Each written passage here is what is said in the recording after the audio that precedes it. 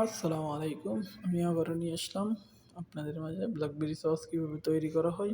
আমি একটা সসপ্যানের মধ্যে ব্ল্যাকবেরিগুলো নিয়ে নিলাম। তারপরে এটার মধ্যে সুগার ঢেলে দিলাম। দুটোটা একসাথে মিক্স করে তারপরে আমি সাইডে রেখে দিলাম। তারপর ছোটো একটা কন্টেনারে কর্নস্টার্চ আমি ওজন করে মেপে নিলাম। তারপরে এটা পানি দিয়ে মিক্স করে সাইডে রেখে দিব।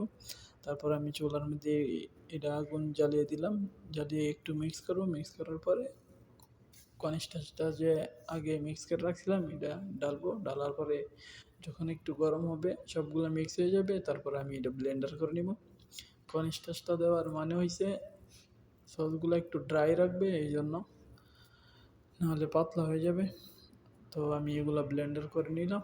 ব্লেন্ডার ভালো করে ব্লেন্ডার করে যখন সবগুলো একসাথে মিক্স হয়ে যাবে, তারপরে আমি এগুলা রিমুভ করে আর একটা কন্টেনারের ভিতরে রেখে দিব, বাস।